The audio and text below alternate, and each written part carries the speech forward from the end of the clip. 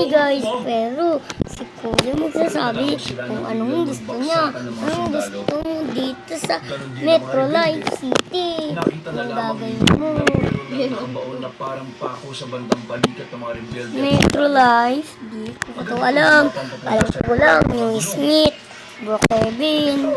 Kailangan natin umatras. Uy, kitang-kita ko buhok mo dun ah. Samuel ang kanyang Ito asawa. talaga, ito talaga gusto. Nagtago na muna sila At roon. ingay Habang guys, hindi pa nagpapakita kanina ang mga aswang. sa Bro Kevin ako eh. Ang mga nakabaw na parang Nagpunta pako sa lang ako balikat nila dito lahat. kasi dito muna ako magagala-gala. Saan ka na ba kuya? Pati na rin ang mga Magiging bus driver na naman Kailangan ako. natin sila Ano ba iligtas. yan? Pagdungo ni Samuel, Sa Bro bababa Kevin. na ang mga aswang. Sa, Bit-bit na ng sa mga yun New ang mga Smith. kasamahan nila. Meron akong ano. Kaya naman, wala Bus. silang sinayang na Tapos pagkakataon. ngayon, ano na? Sinubukan nilang maulanan Ganun ng na bala naman? mga yun. Pero mabibilis ang kilos ng Alo! mga aswang. Ala, bawal na na. ang ilaw sa lugar na yun. Wala na silang nagawa. Tingnan mo ako magdadrive. Magdadrive ako. Kasama Ay, ang bahay mga ko, rebelde, gawa. wala rin malay. Saan ka? Ang kailangan na lamang nilang gawin ng mga sandaling yon ay makatakas. Masyado marami ang mga aswang kumpara sa mga limitado nilang bala. Saan ka nagtayo bahay? Please! Andito ko, bus driver na naman. Nakakaano Kalayo na naman sila sa ako. mga aswang.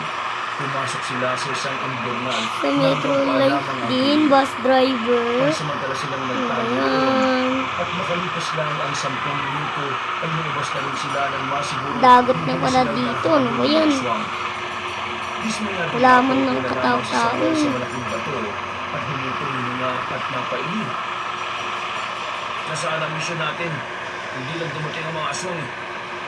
Hihira. Metro Life. Sa ngayon, Metro Life. Boom! Bagsak. Inakala na Ito kayo, pala sila bangga. karating. Pero Ano, saan ka ba nagtayo bahay? ba nila mga kasama natin? Parang ganun na nga ang nangyayari. Kaya kailangan natin makagawa ng paraan kung paano natin maililigtas sa mga kabaril natin. Natin bumalik sa unit na pinasukan natin. Ha? Tingin ko, doon Saan sila ka ba dinala. nagpatayo bahay? Pero kakayanin ba Tingnan natin ko. ligtas tayo? Hindi ko kasi alam Yan eh. ang problema natin eh. Visit ko sa mga nakakataas sa atin eh. Wala ka man lang nakikinig. Ito. Naman kasi natin sila masisisi. Mahirap naman talagang paniwalaan ng mga aswang. Uy! Hindi nila makikita. Uy, Ang natin naglalog, natin naglalog. si Major Magdayaw. Kung pakikinggan din siya ng iba. Ganto na lang tayo guys. Hindi ko alam Papainin na lamang si kasi. Samuel sa mga oras na ito. Uy, Sumasakit na ang kanyang ulo kapag Saan ka ba kuya? Di ko kasi alam kung saan ka. Napahawak na lamang siya sa sintido niya at bahagya itong hinulot. Ang dami lang kanilang baril hanggang marinig nila ang mga Parang sa real. Ha? silang binapit. Andito ako bus driver. Mabasa Saan sila ka ng ba? nakatali ang magkabilang kamay. Saan ka nga? Ang lalaki at napamura na lang ng makita sila. Saan ka? Sasakay ka? Malas kung hali mo talaga. Saan ka nga malapit? Malas ka talaga. Tumakas ka para mahuli namin ulit. Magkano ka ng bus? Naginakma ni William na Ha? para palapitin sa kanila. Patayin niyo na yun. Saan ka nga? Di kita makita. Hindi ba nagsabi na papatayin ka namin? Dadalhin ka namin sa Saan base ka ba namin sa kasi bayan. kuya? Please, sabihin mo na. Pahihirapan kanila hanggang sa kumata ka tungkol sa iba pang mga mas mataas sa'yo. Hindi ko alam kung ayos kayo sa akin na mabatay ako. Huwag lang ako magsalita. Wala kang problema eh. Hindi yung pamilya mo na lang ang kukunin namin. Hindi nyo naman magagawa damay mga inosente, di ba? Inosente. Mga rebelde rin ang pamilya nyo. Paano nyo ba wala kaming background sa mga pagkatao ninyo?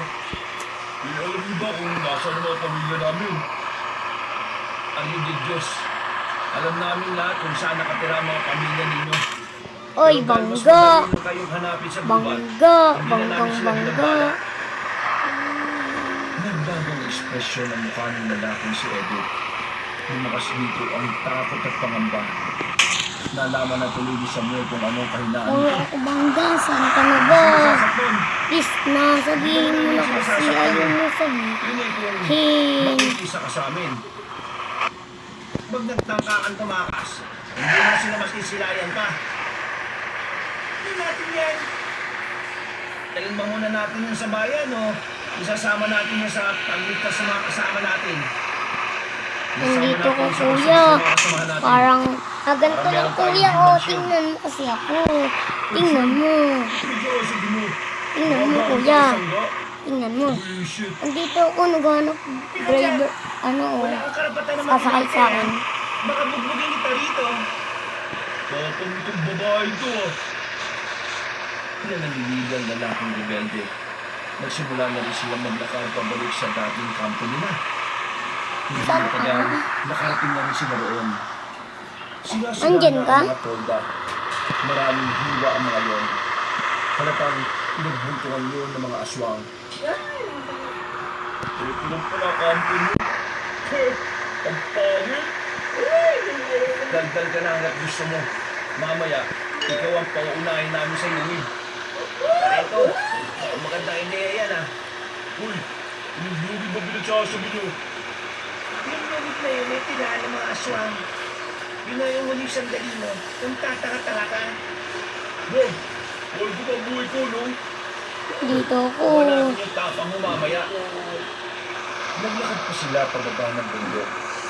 At dahil wala naman si Aling Edna sa bahay nito, ginamitan muna nila yung bilang pansamantalang Ayun guys, bye-bye.